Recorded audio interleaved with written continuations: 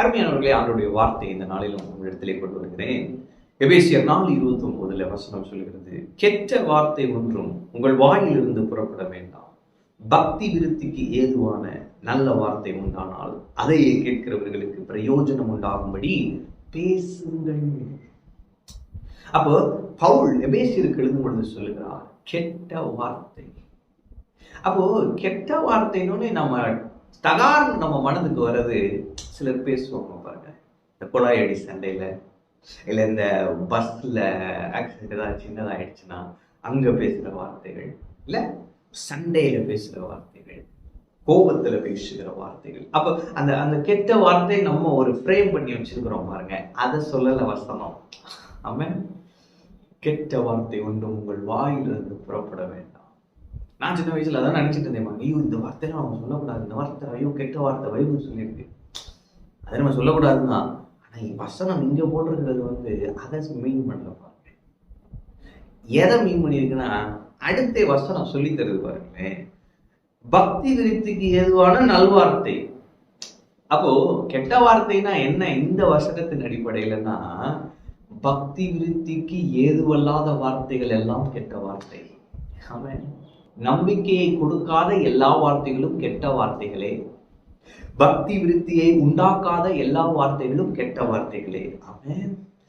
நல்ல வார்த்தை உண்டானால் அதையே கேட்கிறவர்களுக்கு பிரயோஜனம் உண்டாகும்படி பேசுங்கள். அப்போ நம்ம ஒருத்தவங்க பேசுறோம்னா அதனால ஒரு பிரயோஜனம் இருக்கு.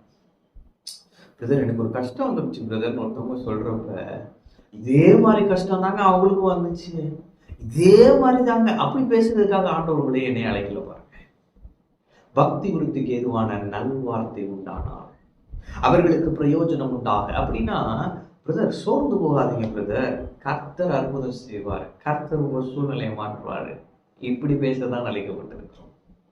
வியாதியோட ஒருத்தவங்க இருந்தாங்கன்னா, ஐயோ இப்ப இந்த சுகர்னால் அவதிப்பட்டு இருக்கான்னு வச்சுக்கோங்களேன், அவங்ககிட்ட போயிட்டு, ஐயோ இந்த சுகர் பாலா போன சுகர் எல்லாருக்கும் ஆட்டி படைக்குது, எனக்கு தெரிஞ்ச ஒருத்தவங்கலாம் அப்படியே காலை எடுத்துட்டாங்க, இப்படி பேசக்கூடாது பாருங்க. இதுதான் கெட்ட வார்த்தை.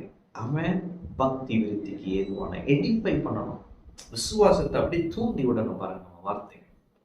நான் பாருங்க பைபிள் காலேஜில் படித்தேன், அந்த இடத்துல பார்த்தீங்கன்னா ஒரு ஃபெய்த் அட்மாஸ்பியர் இருக்கும். அந்த சர்ச்லையும் சரி, அந்த கேம்பஸ்லையும் சரி, இல்லை அங்கே யார் வந்தாலும் யார் பேசினாலும் பார்த்தீங்கன்னா விசுவாசத்தை மட்டும்தான் பேசுவாங்க, அவிசுவாசத்தை பேசக்கூட மாட்டாங்க.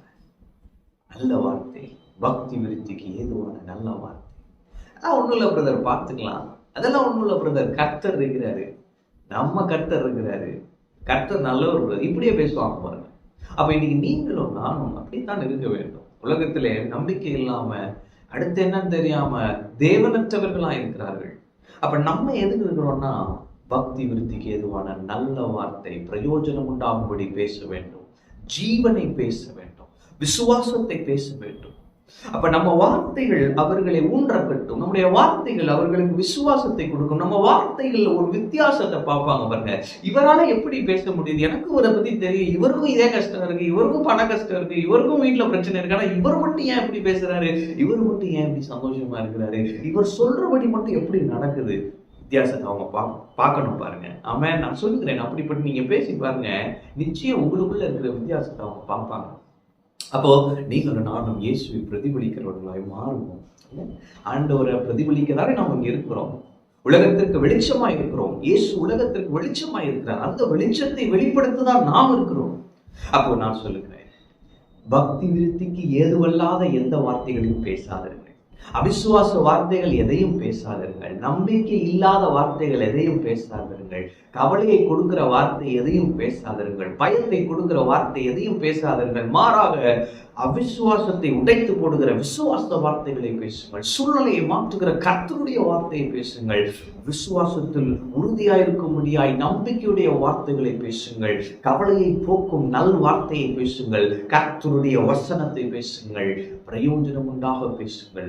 நிச்சயம் பிரயோஜனம் உண்டாகும், நிச்சயம் மாற்றங்கள் உண்டாகும், நிச்சயம் அற்புதங்கள் நடக்கும். நீங்கள் நடமாடும் நிருபங்களாயிருப்பீர்கள், நீங்கள் கிறிஸ்துவை பிரதிபலிக்கிறவர்களாயிருப்பீர்கள். எனவே நான் சொல்லுகிறேன், நீங்கள் ஒரு பெரிய நோக்கத்தோடு இருக்கிறீர்கள், அதை புரிந்தவர்களாய் உங்கள் பேச்சு கிறிஸ்துவை பிரதிபலிக்கிற பேச்சாய் மாறட்டும். ஆமென். கர்த்தருடைய ஆசீர்வாதம்.